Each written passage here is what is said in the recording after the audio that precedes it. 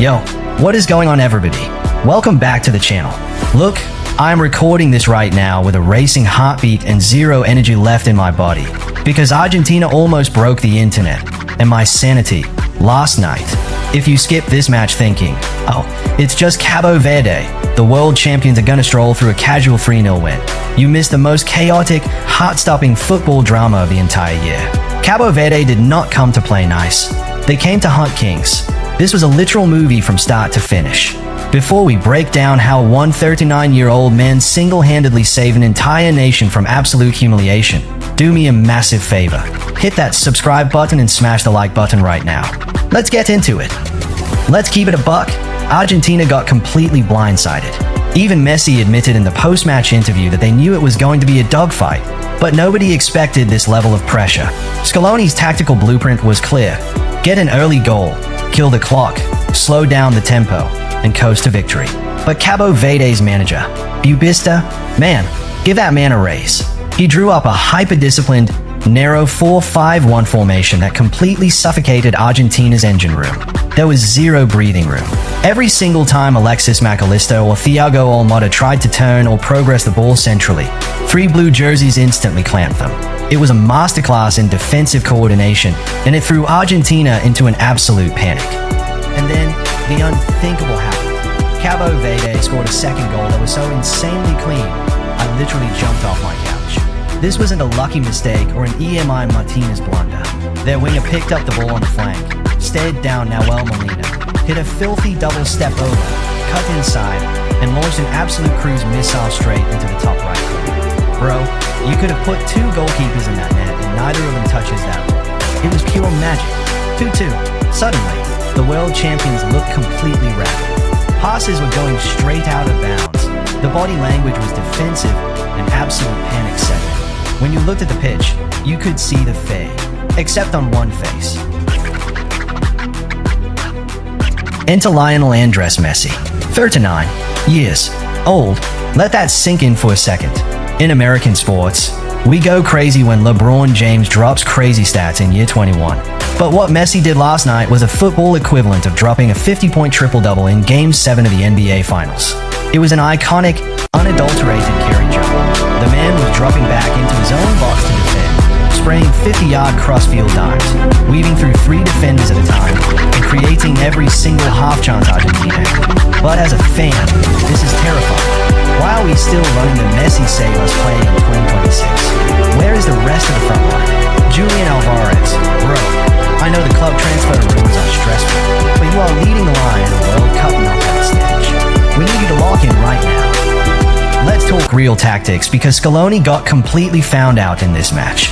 Argentina doesn't deploy traditional, touchline hugging wingers. Our natural width is designed to come entirely from our fullbacks flying up the field while DePaul and Almada drift inside to create a midfield overload. But Cape Verde solved that equation in 5 minutes. They unleashed their dynamic, track-style wingers to pin our fullbacks deep in our own defensive third. Nahuel Molina had an absolute disaster class. Guys, I love him, but he was getting cooked on that right side for 104 minutes straight. His reaction time was slow, his recovery pace was gone, and that right flank looked like a 5-lane American highway with absolutely zero traffic. And can we please talk about Vozen, huh? Cape Verde's goalkeeper walked away with an incredible 7.7 rating and 5 legendary saves. This man turned into prime Lev Yashin last night. He robbed Messi twice from point-blank range with some absolute Matrix-style reflexes. To all the casual fans on social media who were celebrating after the bracket draw, making memes about an easy walk to the semis, how do you feel now? Knockout football does not care about your market value, your trophies, or your historical legacy. These underdogs are playing for their families, their flags, and their national pride. Cape Verde didn't park the bus and play for a penalty shootout lottery. They came out swinging, high-pressed the world champions, and went toe-to-toe. Maximum respect to them. Argentina's entire golden era was built on an aggressive, unbreakable defensive identity. When we won our recent major trophies, we knew exactly how to lock down the half spaces, absorb pressure, and comfortably close out games. Last night, our defensive transition was a literal ghost town. The absolute second Rodrigo de Paul was subbed off, the entire structural integrity of our right side completely collapsed. Alexis McAllister played the full 120 minutes, but you could tell his tank was on empty. Bro, you cannot blindly dive into tackles when you are the lone anchor in the midfield. You have to hold your ground, delay the runner, and wait for Cuti Romero to step up. Instead, our centre-backs were constantly left out to dry in dangerous one-on-one isolations. Just look at the physical exhaustion of this squad by the time the final whistle blew in extra time. They looked completely spent. Playing 120 minutes of high-octane, transitional football takes a massive physical toll. And honestly, Scaloni's substitution windows were highly questionable. Why are we waiting until the absolute final minutes of extra time to introduce fresh legs and energy? Why leave a tactical weapon like Enzo Fernandez sitting on the bench for so long when our engine room was clearly running on fumes? We got away with one last night, plain and simple. We survived because individual genius bailed out a broken system. But you cannot win a tournament relying on miracles every game. If we do not plug these massive defensive holes immediately, our next match is going to be an absolute slaughter. We are tracking towards Egypt next. Guys, let that sink in. Egypt is not going to show any mercy. They have Omar Marmish, Emishu, and a world-class assassin named Mohamed Salah. If we give Salah the same infinite amount of space and freedom on that right wing that we casually handed to Cabo Verde's attackers, he will literally break our defenders' ankles, drop a brace before halftime, and send us packing on the first flight out.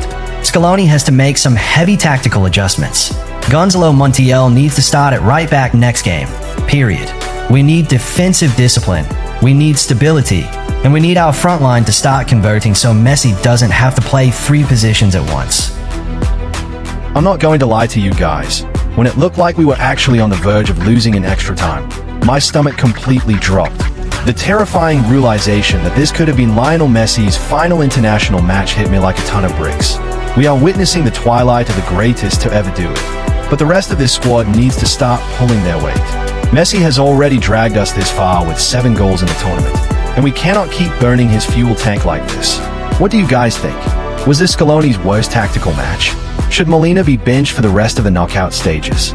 Drop your absolute hottest takes in the comments below, smash that like button, subscribe for more unhinged football content, and as always, Vamos Argentina. See you in the next breakdown. Peace out.